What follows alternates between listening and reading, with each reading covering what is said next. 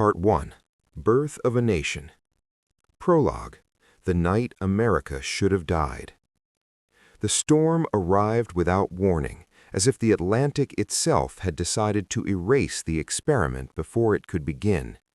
On the night of December 25, 1776, ice crusted the Delaware River so thick it sliced open wooden oars like glass. The wind howled with the sound of cannon fire. Most men would have turned back. Many did. But George Washington did not. He stood in the prow of a Durham boat, his boots soaked, his cloak stiff with freezing rain, staring into a darkness that seemed endless. Around him were farmers, immigrants, runaway apprentices, former slaves, an army so fragile that history would later pretend it had always been strong. It had not. That night, America balanced on the edge of extinction. Had the storm grown worse by a single degree, had the river frozen fully, had one British scout ridden faster, there would be no United States of America. No Constitution, no White House, no global superpower, only a footnote in British archives. This is not the polite history taught in classrooms.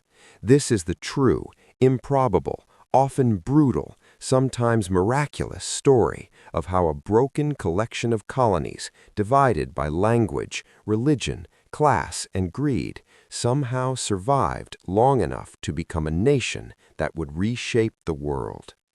This is the story of America as it really was: dangerous, accidental, and astonishing.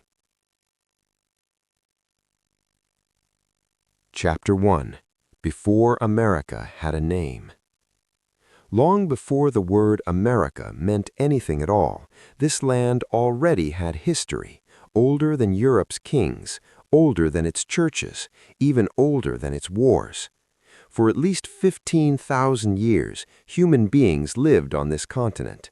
They crossed frozen land bridges, followed mammoths, adapted to deserts and forests, built trade routes, and raised cities from earth and stone. The Mississippian culture built Cahokia, a city near modern-day St. Louis, with massive pyramidal mounds aligned with the stars. At its peak, it rivaled medieval European capitals in size and complexity. The Haudenosaunee, later called the Iroquois Confederacy, created one of the most sophisticated political systems in human history, a union of nations governed by law, balance, and debate. Their ideas of federalism and shared sovereignty would later influence American founders who rarely admitted the debt. This land was not empty. It was taken. Chapter 2. The Collision That Changed the World. Christopher Columbus did not discover America. He crashed into it. In 1492, driven by ambition and fatal miscalculation, Columbus believed he had reached Asia. What he actually revealed was something far dangerous, proof that an entire world existed beyond Europe's control. Within decades, Spanish, French, Dutch, and English ships followed, not as explorers, but as extractors. Gold, land, souls. Diseases traveled faster than armies. Smallpox, measles, and influenza swept through indigenous communities with apocalyptic speed. In many regions, up to 90% of the population vanished within a century. This was not fate. It was a catastrophe. And it established a pattern that would repeat for centuries: expansion justified by destiny, profit disguised as progress. Chapter 3. Failure Built the Colonies.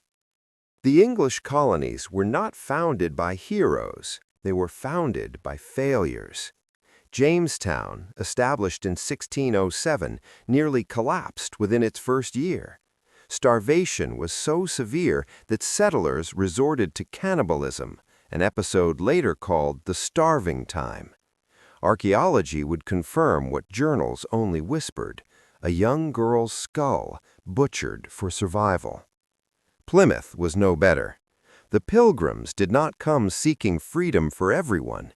They came seeking freedom for themselves, to impose their beliefs without interference. Yet necessity produced something unexpected.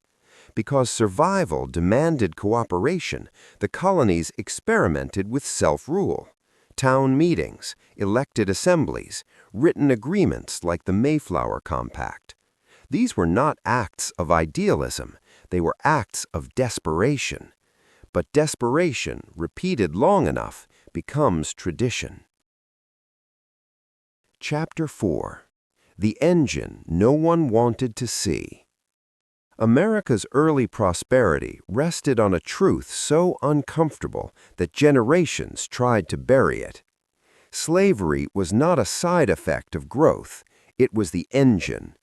By the 18th century, enslaved Africans produced the tobacco, rice, sugar, and later cotton that fueled global trade. Northern merchants insured slave ships, Southern plantations extracted labor with violence. Even those who spoke of liberty often profited from bondage. Freedom and slavery grew together, twisted, inseparable. This contradiction would haunt the nation, like a ghost that refused to stay buried. Chapter 5. The Idea That Made Rebels. By the mid-1700s, the British colonies had grown wealthy, numerous, and restless. Taxes were not the true cause of revolution. Control was. When Parliament asserted authority without representation, colonists did something radical. They questioned the divine right of power itself. Pamphlets spread like wildfire. Taverns became universities. Ordinary people debated philosophy once reserved for kings and scholars. Then came the gunshots at Lexington and Concord. The world had seen rebellions before. It had never seen one led by printers, farmers, and lawyers who believed, against all evidence, that people could govern themselves. Chapter 6. The War That Should Have Been Lost. Militarily, the American Revolution was absurd. Britain possessed the strongest navy on earth, professional armies, wealth, and experience. The colonies had militias, homemade uniforms, and hope. George Washington lost more battles than he won, but he understood something his enemies did not. Survival mattered more than victory. Every year the Continental Army existed was a year Britain failed. And when French cannons finally thundered at Yorktown, history turned, not because Americans were stronger, but because they endured. Chapter 7. Inventing a Country from Scratch. Independence was easier to win than unity. The first American government failed.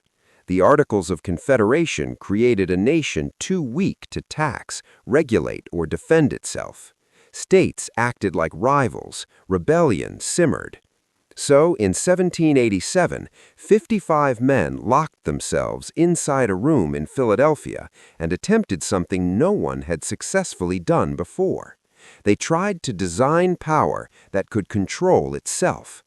The Constitution was not perfect. It was a compromise between fear and hope.